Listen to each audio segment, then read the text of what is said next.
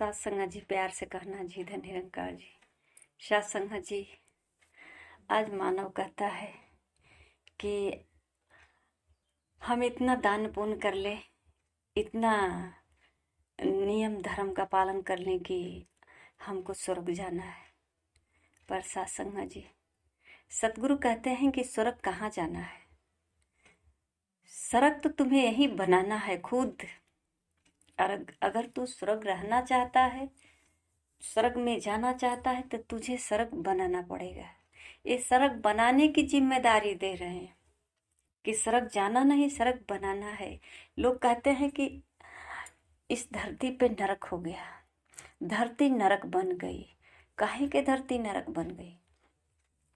सत्संग जी, जिस घर में कलह कलेश होता है, सत्संग जी, वहाँ अच्छे अच्छे पकवान भी भूख को मार देता है।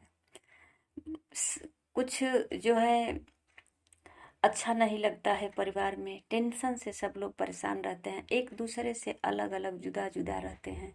न कोई किसी से हंस पाता है, न कोई किसी से ढंग से बातें करता है, न किसी के बारे में कोई कुछ समझ पाता है। सत्संग जी, भाई भाई देखिए ऐसे हैं कि सब लोग सोचते हैं कि हम ज़्यादा कमाते हैं, हम ज़्यादा कमाते हैं। सत्संग जी, अच्छी बात है, अगर ज़्यादा कमाते हैं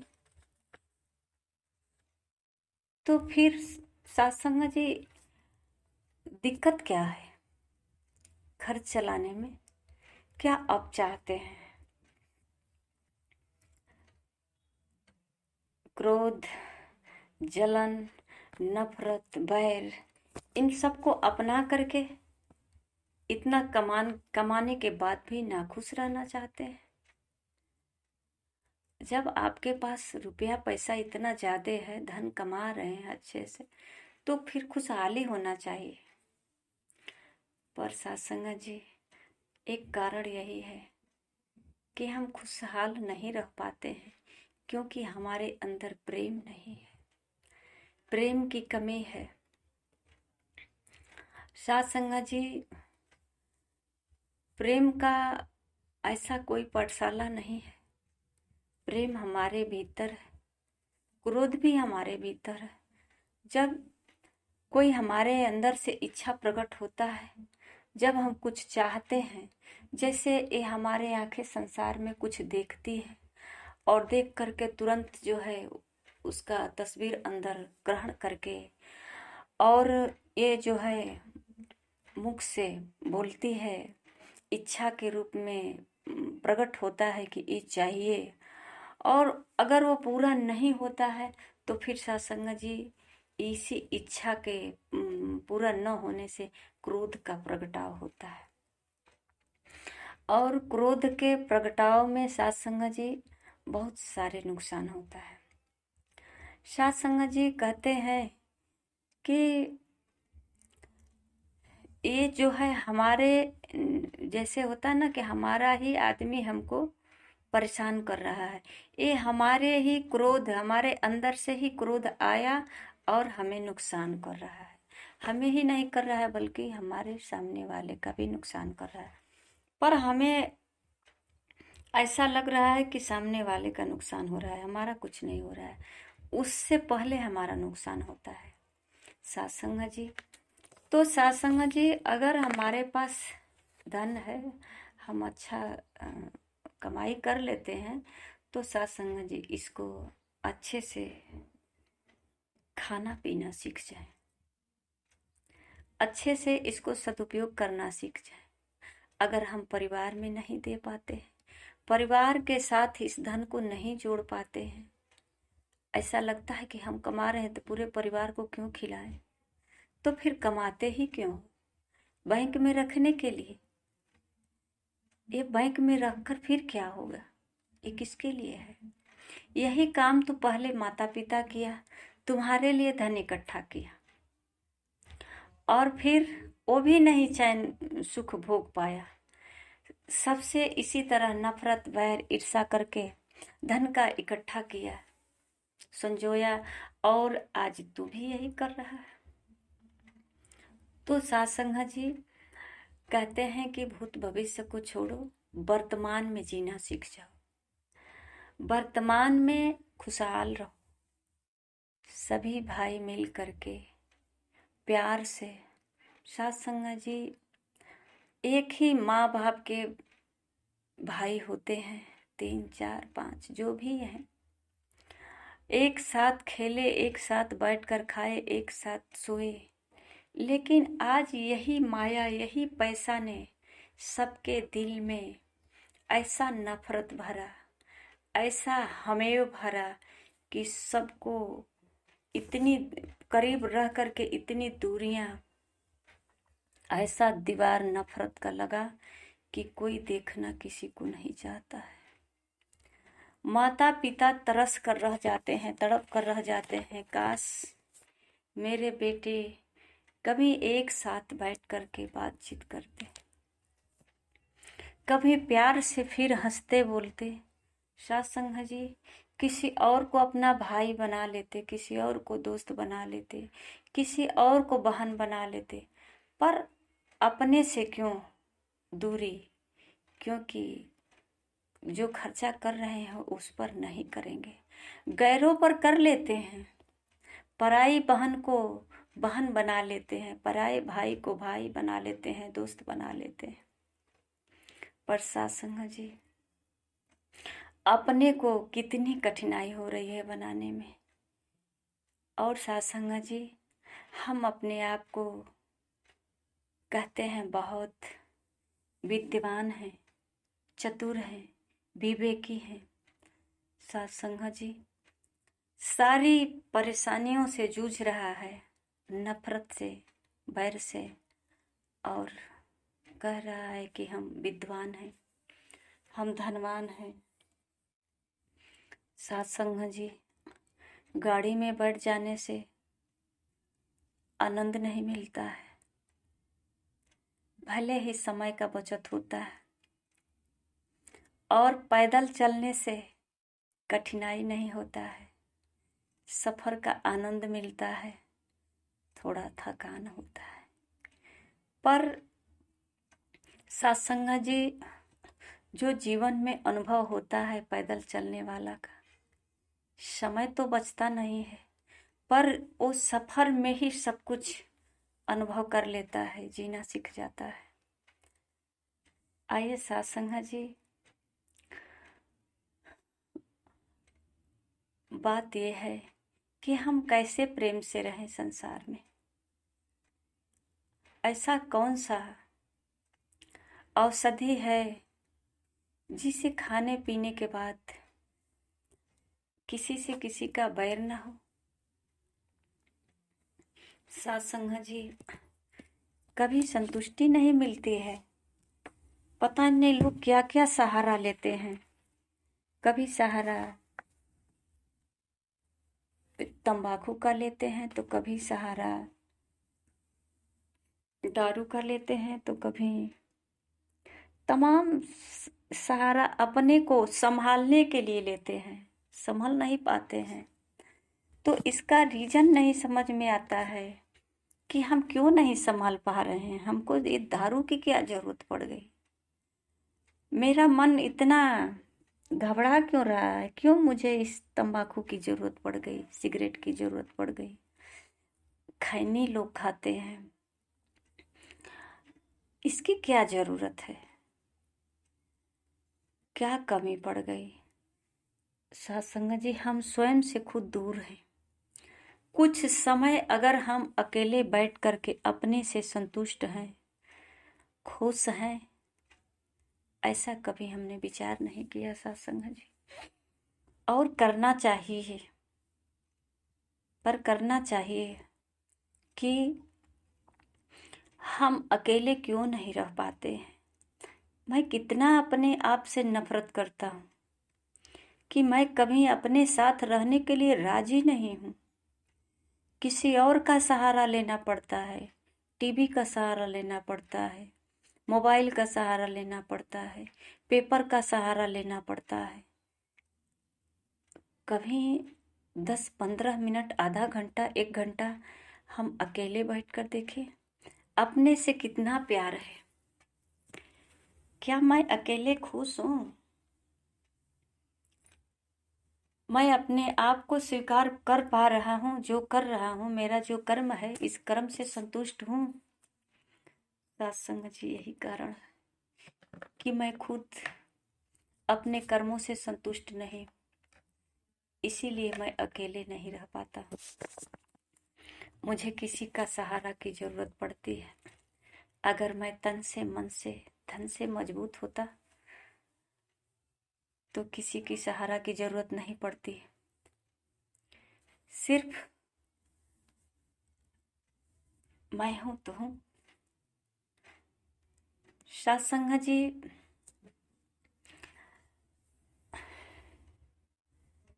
एक वो फिल्मी गाना आता है कि प्यार करने वाले प्यार का गाना गाता है, दीवाना सैकड़ों में पहचाना जाता है। उसका एक अलग पहचान होता है क्योंकि वो प्रेमी होता है। वो कहीं भी रहता है, अकेला है या भीड़ में है, पर सत्संग जी, वो हमेशा एक दीवाना की तरह मस्त रहता है। उसके दिल में कोई बसा हुआ है और उसके याद के सहारे आने वाले तूफानों को भी चीरता हुआ निकल जाता है। उसके याद के सहारे उसे अब न कोई हथियार डरा सकता है, न कोई तूफान डरा सकता है। उसके अंदर ऐसी शक्ति, ऊर्जा, पावर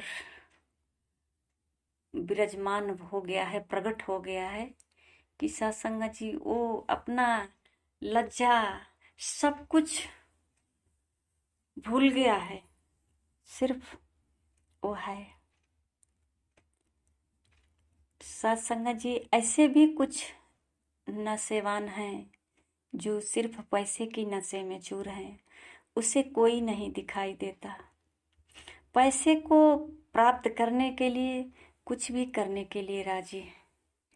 किसी का हत्या कर देना, किसी का लूट लेना, वो उसका वही नशा है।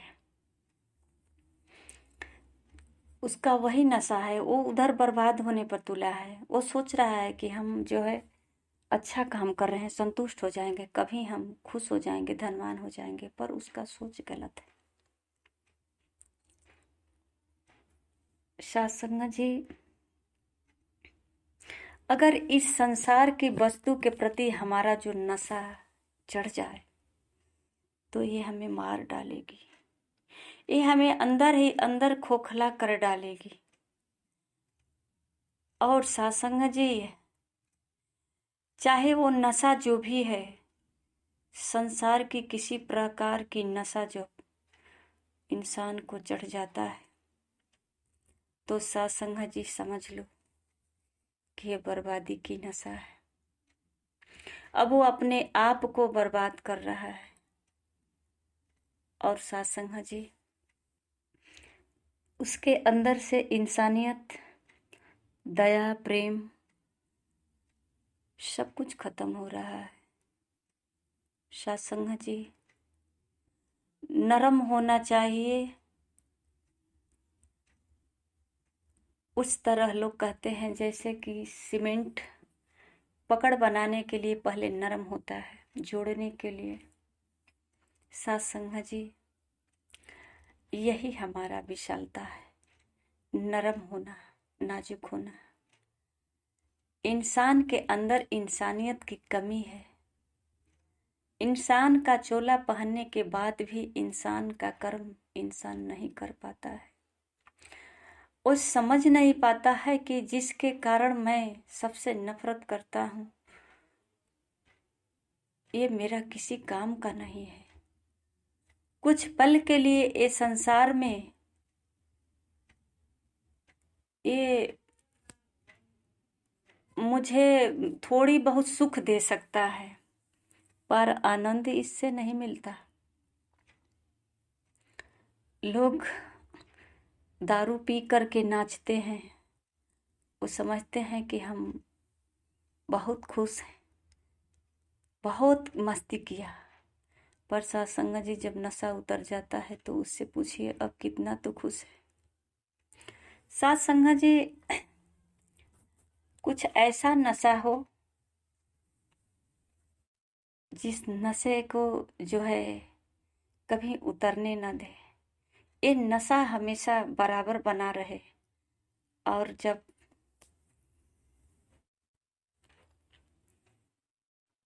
इस नशा को पूर्ण रूप से चढ़ जाए तो सत्संग जी कहते हैं इस दुनिया में रह करके भी दुनिया से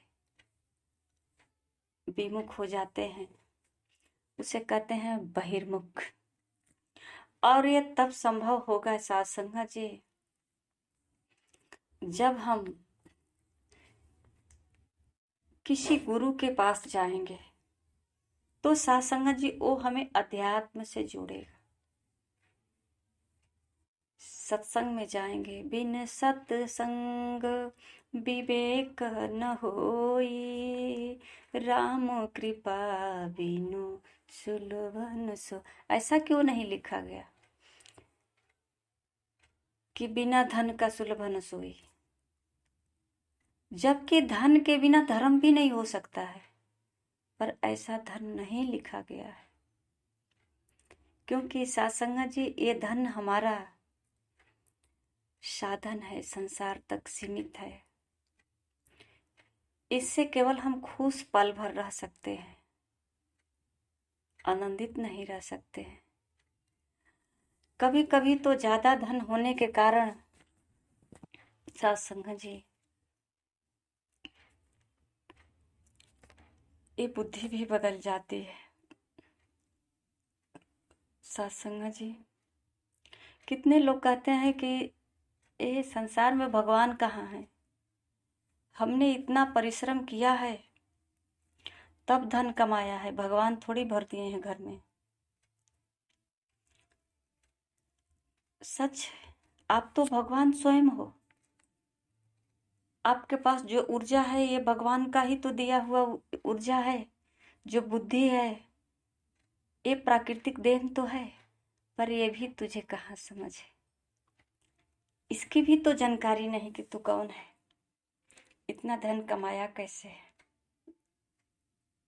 मेहनत करके कमाया है, ईमानदारी से कमाया है, या फिर झूठ का सहारा लेकर। ये भी तो देख ले। कमाया तो तू जरूर है, तुम्हारे पास बुद्धि तो है, धन भी है। यहाँ भगवान थोड़ी तुम्हारा धन दिया है, पर झूठ का सहारा लिया है या परिश्रम से कमाया है। अगर परिश्रम से कमाया होगा, सच में ईमानदारी से, तो इंसान के अंदर ऐसा नकारात्मक भाव नहीं आएगा कि भगवान नहीं है, जो किया है मैं किया है, ऐसा भाव उसके अंदर कभी नहीं आ सकता है। क्योंकि परिश्रम करने वाला व्यक्ति सद्भावी होता है, उसका विचार शुद्ध होता है, सकारात्मक होता है।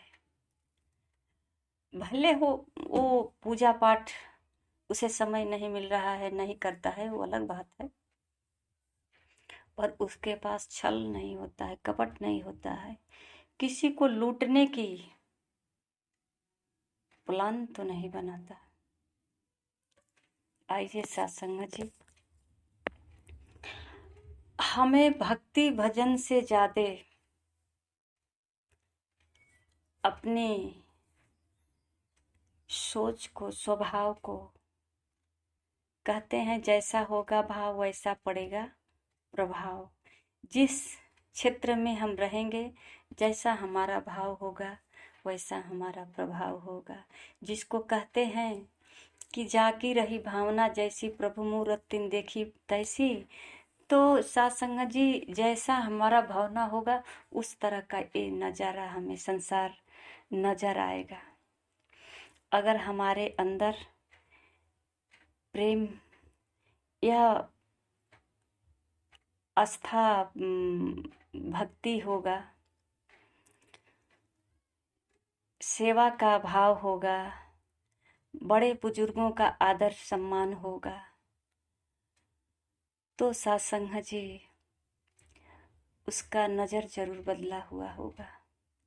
हर बुजुर्गों में अपने माँ बाप का तड़प देखेगा, हर नौजवानों में अपने भाई बच्चों का, भगवान देखे या न देखे अपनेपन देख करके उसको तरस आ जाएगी। और सत्संगत जी जो सतगुरु के चरणों में आकर के परमात्मा की जो पूरे संसार में रमा हुआ है, प्रकृति को बनाया और इसी में समाया हुआ है, जिसको ये सतगुरु साक्षात्कार करा देता है कि देखो ये निराकार परमात्मा सब में कैसे समाया हुआ है, एक बार इसे देख लो, जान लो, तो सत्संग जी वो और शुद्ध विचार का होता है। वो हर समय एक चलते फिरते मंदिर के समान होता है। लोग उसकी पूजा करते हैं क्योंकि वो सब में परमात्मा का दर्शन करता है। सिया राम मैं सब जग जानी, उसका भाव ऐसा होता है कि सब में ये सिया राम है। एक आता है गाना, हे रोम रोम में बसने वाले राम, जगत के स्वामी हे अंतर्जामी, मैं तुझसे क्या मांगू। अब सत्संग जी वो सब में परमात्मा को देख करके धनवान हो जाता है। उसे किसी धन की जरूरत नहीं, किसी के साथ लूट माट, भाई भाई से प्रेम हो जाता है, पड़ोसी से प्रेम हो जाता है। वो अब ये नहीं कहता कि मैं इतना कमाता हूँ सब लोग खाते हैं, बल्कि वो यही सतगुरु से प्रार्थना करता है कि हे प्रभु, आपने जो सेवा बख्शी है कृपा बनाए रखना कि इसी कमाई से सबका सेवा कर पाऊँ। इस जीवन में आपने इतना धन दिया है, जो इस धन से हम सब परिवार को चलाऊं, सबका सेवा करूं, तन से मन से धन से। धन से भी सेवा होता है। तो सत्संग जी जिसके पास धन आ जाता है वो ऐसा नहीं कहता कि मैं अपना धन किसी को नहीं दूंगा। ऐसा कहेगा तो फिर कैसे सेवा करेगा। अपना धन रखो, अपने समय पर काम आएगा। पर सत्संग जी ऐसा भी नहीं है कि झूठ का सहारा लेना पड़े, किसी और का दिल दुखाकर। ये हमारे लिए लाभदायक नहीं है। नहीं तो सत्संग जी सारे कर्म करने के बाद वही सिकंदर के तरह दोनों हाथ कफन से बाहर निकाल करके चले जाओगे। देख लो दुनिया वाले, मैंने बहुत परिश्रम किया, लूटमाट किया, पर आज खाली हाथ जा रहा हूँ। कोई आज तरस खाने वाला नहीं है मुझ पे, क्योंकि ऐसा कोई रहम नहीं है हमारे अंदर। हमारे अंदर ऐसा कोई इंसानियत नहीं है।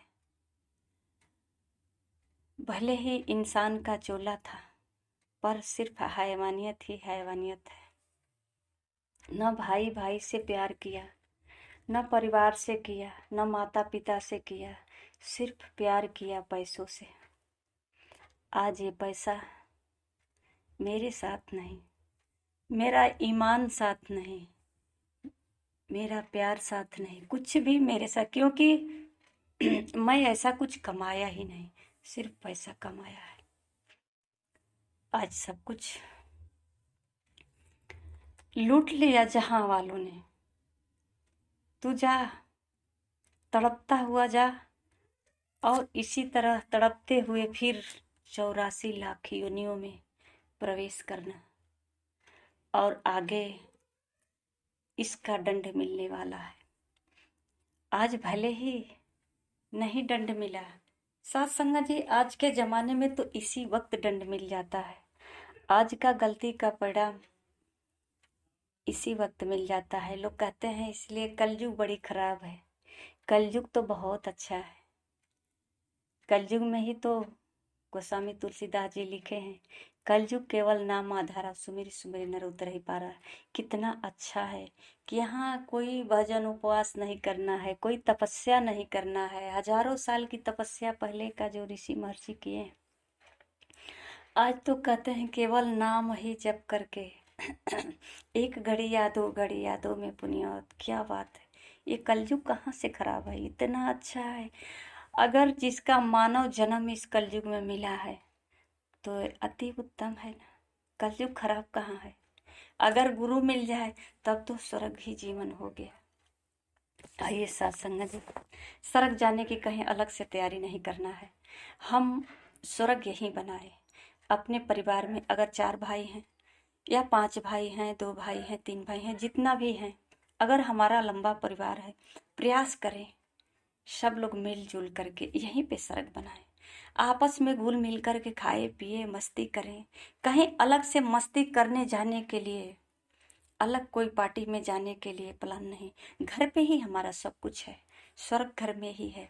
माता पिता के पास कुछ पल बैठे, और माता पिता एक घना वृक्ष है। माता पिता वो घना वृक्ष है जिसकी बहुत सारी टहनियां है, एक भी कोई तोड़ दे फिर भी छाया बहुत दूर तक है। माता पिता का इतना लंबा परिवार होता है। इन सब परिवारों से मुझे हमेशा सहायता मिलता रहेगा। सबसे प्यार बना कर रखेंगे, सबको जोड़ कर रखेंगे, हमेशा माता पिता के छाये में रहेंगे तो हमें कहीं से किसी प्रकार का तकलीफ नहीं होगा। सत्संग जी, अपने इंसानियत का फायदा उठा लें। ना हिंदू, ना सिख, ईसाई, ना हम मुसलमान हैं, मानवता है धर्म हमारा, हम केवल इंसान हैं। सत्संग जी, प्यार से कहना जी, धन्य निरंकार जी।